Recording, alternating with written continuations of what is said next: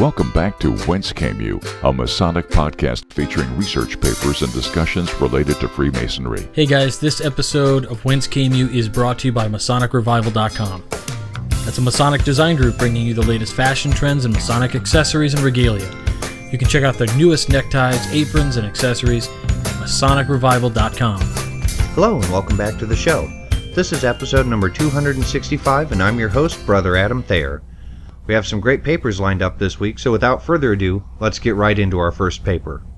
A Stroll Through the 7 Liberal Arts and Sciences by Richard D. Marcus. Throughout our lives, we have heard of the liberal arts and sciences, but until we were presented with them in the Winding Stairs lecture, most of us had only a vague notion of what they consisted. The fellowgraph degree commends Freemasons to study the liberal arts and sciences, which are grammar, rhetoric, logic, arithmetic, geometry, music, and astronomy. When we study the historical background for this list, we will uncover layers of Masonic meanings for us in each of the 7 areas of knowledge. Part of the original list date back to ancient Greece. By medieval times, the completed list had become central to educators and scholastic. The following remarkable woodblock print symbolically captures the relationship of knowledge to crafts. This print is German from about AD 1500. It shows a goddess holding a book and a rod. She is called Wisdom, or Sophia. The love of wisdom, or the filio of Sophia, is the meaning of the word philosophy. We see wisdom's lifeblood pouring into all of the arts and crafts drawn as young men.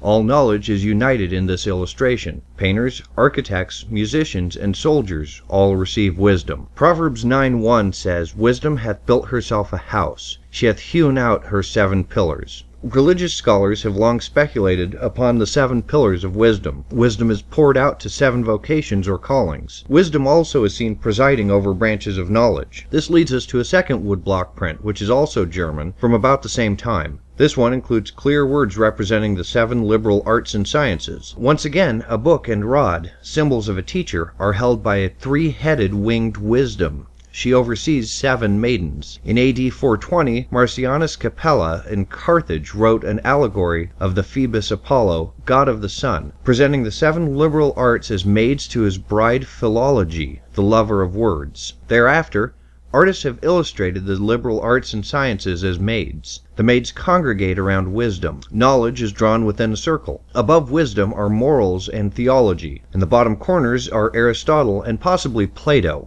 But the central figures are the 7 liberal arts and sciences. The winding stair. Youth, manhood, and age are the 3 stages of our lives. Likewise, the 3 degrees of Masonry progress from youth to manhood to maturity. The EA degree builds a foundation of brotherly love, relief, and truth. The fellowcraft degree leads us towards successful manhood with an attentive ear, an instructive tongue, and a faithful breast. The Master Mason degree teaches us, among other things, that time and patience will accomplish all things. We advance in life as if we were climbing a winding stair. We cannot see too far ahead. Our progress requires courage to press on as we grow and mature. We first encounter the 3 steps in Masonry. Next, we master our 5 senses as we observe our world, and we climb the steps of the 7 liberal arts and sciences. Likewise, education is a process of steps up a winding stair. First grade teaches us to read and write simple ideas. We progress up the steps of schooling to abstract concepts and ideas. There must be many fields of knowledge that could have been listed: history, chemistry, or literature.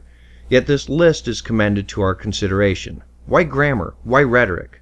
We may well ask, why this list and not others? A history of the list. The phrase "the liberal arts" comes from the Latin artis liberales. Liber is translated both as free and book. Much of the well-educated in antiquity disliked work. If you were indentured as an apprentice, you were not free to study what you wanted. You had to do what was assigned to you. The artis illiberales were vocational studies aimed for an economic purpose, such as being a stonemason. So it is intriguing that speculative masonry encourages us to study the liberal arts and sciences. The history of the 7 liberal arts and sciences is intricate, but chiefly Pythagoras, Plato, and St. Augustine play key roles in framing it. Pythagoras was not only a great mathematician and philosopher, he was a master Greek theologian. His students in the academy looked for connections between geometry and the divine. His disciples sought relationships in music, arithmetic, and astronomy. Pythagoras is associated with the last 4 in the list of the 7 liberal arts and sciences. Pythagoras was at his peak around 520 BC.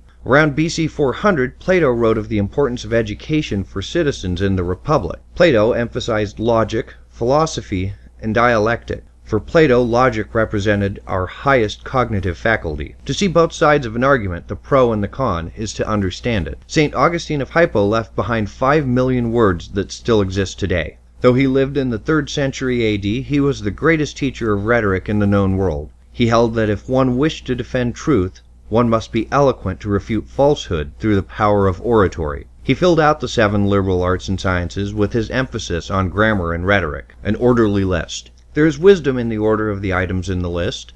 Teachers and scholastics have found these 7 and their general order to be of great utility. Homeschoolers today are returning to this list to start with grammar and rhetoric in their education. As infants, we are unable to speak. We must learn words to describe everything. Words organize our thoughts. Language is essential for learning. As we progress up the winding stairs, we learn to speak with eloquence and grace, which is rhetoric. We learn to use logic to make our arguments persuasive and true. We advance up the lessons to higher levels of arithmetic, geometry, and music. These require abstract thinking and greater levels of concentration. As we mature in life, we gain perspective and wisdom as we enjoy the glorious works of creation, the stars and planets, astronomy, and the divine. The order of these topics was developed over 1,000 years ago. They continue to attract our attention today. The trivium. The trivium comes from the Latin for 3 vias, or roads. The first 3 of the 7 liberal arts and sciences represent a crossroad or intersection where the public meets. We could call it the public square, where the public meets to discuss the usual topics of the day, the weather and harvest. Those who excel at quickly remembering common experience are good at trivia. Trivia is at the center of everyday knowledge. The trivium consists of grammar, rhetoric, and logic. First is grammar. In Genesis, the first job given to Adam is to name all things. Adam is told to name them and to have dominion over creation. Knowing the name of things gives a man authority to speak and to understand. In elementary school, or grammar school, we learn to recite the alphabet, numbers, and colors. Grammar involves words and meanings. The earliest lessons in speaking involve repetition and alliteration. We say tongue twisters and recite phrases to learn to speak. We say, "She sells seashells by the seashore" as an articulation exercise. Children learn their own language as well as foreign languages. To learn another language, grammar and structure are essential. Grammar can be divided into technical or exegetical grammar. Technical grammar is what most of us associate with the word grammar, diagramming sentences with subjects and verbs. Grammar involves learning declensions for verbs and nouns, but exegetical grammar involves learning the meanings of words, their nuances, and how they fit in different sentences. We learn that deferential language is appropriate to use for speaking to those in authority over us.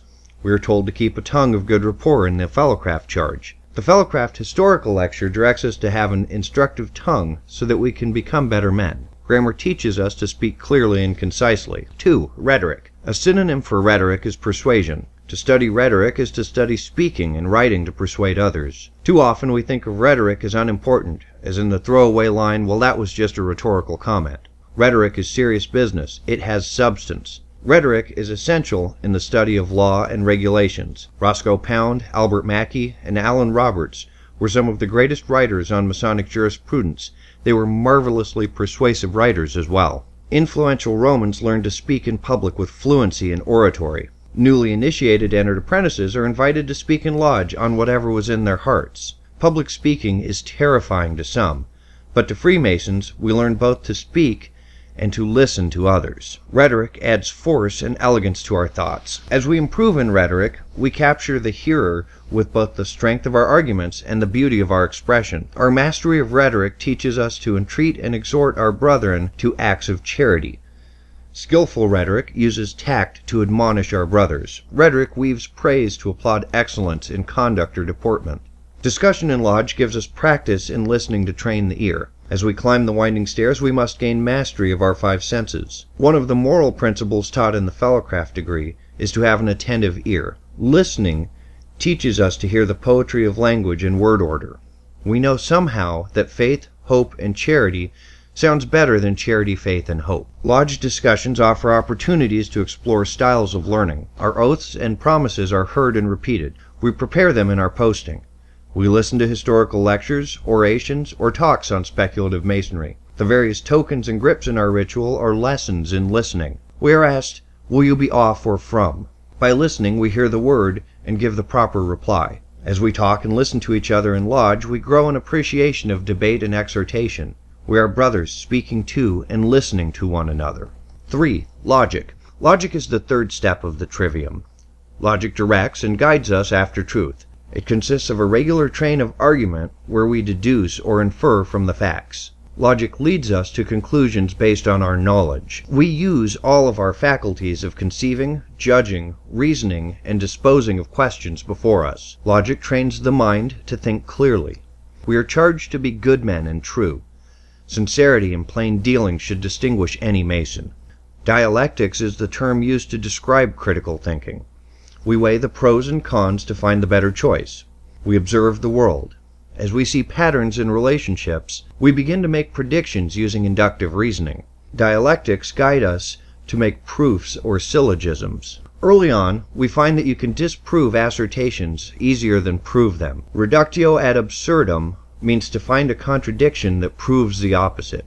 It is easy to disprove all elephants can fly simply by finding one that can't. A single observation proves that not all elephants can fly. The education of our minds includes proofs and deductive reasoning. We start to see actions that help one person may not help all. We learn to avoid arguments that something is true or false simply by who says it, instead of its inherent truth. As we advance in logic, we begin to think about proofs for the existence of God. We see the beauty of an autumn leaf, so intricate and perfect. The teleological proof of God's existence is that design in nature proves that there must have been a designer, our grand architect of the universe. Grammar, rhetoric, and logic are the trivium, or first 3 of the 7 liberal arts and sciences. We are charged to polish and adorn the mind by studying them. The quadrivium. The quadrivium is associated with science and learning the mysteries of the universe. Pythagoras is chiefly responsible for these 4 branches of science: arithmetic, geometry, music, and astronomy. The quadrivium means the 4 vias or paths. Where 4 roads converge is the center of the town or city. We leave the village of 3 roads and progress to the more advanced level of the city. A robust mind progresses as if upon roads or paths to the secrets of wisdom. A wise man strolls along the paths of science. 4. Arithmetic. Arithmetic involves computation or reckoning with numbers. Ignorance of numbers leaves many things unintelligible. To perceive the world accurately, we need facility with counting and measurement. Mathematics is taught step by step. We first learn to count before we learn to add and subtract. As a science, it is progressive by building skill and familiarity through frequent practice. We develop abstract operations, such as addition and multiplication. A number of Masonic writers have handed down a useful moral lesson. For the Freemason, the application of this science is to add to your knowledge, never subtract from the character of your neighbor, multiply your benevolence to your fellow creatures, and divide your means with those in need. Arithmetic offers a structured system. It has rules, order, and operates in terms of equations. Balance and equality are principles learned in arithmetic that should remind us to act on the level. There is beauty in arithmetic and mathematics. We discover symmetry and proportion. Numbers fascinate us. Leonardo Fibonacci, in AD 1201, discovered that rabbits reproduce in a series of 1, 2, 3, 5, 8, and 13. Ratios of any 2 successive numbers approach the golden mean, which is 1.618. The inverse of 1.618 is 0.618. The same digits reappear. The Parthenon was built on this same proportion of the length 161.8% of the height. We feel awe and wonder at the beauty of mathematics. We find fractal patterns in biology, chemistry, and physics that are repeated. The Fibonacci spiral is found in conch shells. Mathematics shows that some propositions are right and some are wrong. It indirectly teaches us about morality. There is no moral relativity here. 5. Geometry. Geometry concatenates geo and metric, or earth measurement, within it. Geometry discovers unmeasured areas by comparing them to areas already measured. Geometry is synonymous with self-knowledge, the understanding of the basic substance of our being. Freemasonry places special emphasis on geometry. The tools of geometry are plumbs, squares, and levels. They are the basic tools of operative Masons. We use them in speculative Masonry to teach lessons of right behavior, rectitude, and truthfulness. Our conductor in the fellowcraft degree leads us much like the apprentice is led by a master of his trade. The sense of seeing is developed in geometry. We grow in perceiving which structures are in order and which ones are not well arranged. We acknowledge that geometry is the foundation of architecture. 6. Music. Music is the sixth of the 7 liberal arts and sciences. Pythagoras and his followers were keen on studying music as a science. Music is part of us. Our heartbeat is the basic pattern, with sounds ranging from the first cry of a newborn baby to our last gasp for breath. The sense of hearing is improved, so that we recognize ditties and rhythms and syncopation. Clapping and singing are part of who we are as humans. Vibrations cause sound. Pitch is determined by the frequency of the vibrations. We learn to hear major, minor, and chromatic scales. We attempt to match the pitch of the lead singer. It takes discipline, but we achieve harmony. Many have sought to hear the sound of the universe in radio frequency. Whole pieces of music have been dedicated to the music of the spheres. The senior warden is sometimes associated with this science, as the warden asks for harmony in the lodge. 7. Astronomy. Astronomy is last in the list of arts and sciences as we contemplate the stars and planets and, yes, the grand architect of the universe. Time and space seem to dwarf us. We feel tiny as we look at the Milky Way. Often it is said that the fear of God is the beginning of wisdom. Looking at the universe helps to instill both fear and a sense of the glory of the universe. The globes in the lodge teach us to understand the rotation of the earth around the sun and the diurnal rotation of the earth. Daylight shrinks in the days before December 22nd, then begins to lengthen. We observe this. Times and seasons are understood by contemplating astronomy. A charge in the liberal arts and sciences. The 7 liberal arts and sciences are branches of wisdom or learning. If we are to become better men, we should work on becoming better able to understand our world. These 7 are key to learning other areas of knowledge, including history and psychology. These branches are like rooms in a magnificent garden, in which we should daily stroll. There is a charge to us in these 7 steps. The charge for us is to continue to be learners. Our education doesn't stop in high school or college. We are to continue to read classic literature, the Bible, biographies, history. We should see ourselves as lifelong learners. We should better comprehend the use of music, plays, and art in our lives. We should use math and geometry. We need to continue, even with the trivium, to expand our vocabulary and practice writing. As we persevere in learning throughout our lives, we will become better men in Masonry. Alright, I hope you enjoyed that piece. I know it's a little bit longer than what we usually do on the show, but I thought it's important to go back to the basics every now and then and remind ourselves from whence we came. For a more thorough examination of the 7 liberal arts and sciences, be sure to check out the Masonic Roundtable, live on Tuesday nights at 10/9 Central on YouTube. They actually had a complete series, 7 episodes. Each week featured one of the 7 liberal arts and sciences. It was absolutely fascinating. Be sure to check out our great sponsors available on the website who are helping to offset the cost of keeping high-quality Masonic education available to you at no cost. For the Whence Came You podcast, I'm Adam Thayer, and we'll see you again next week. You've been listening to Whence Came You, a Masonic podcast featuring research papers and discussions related to Freemasonry. Be sure to join us for our next edition.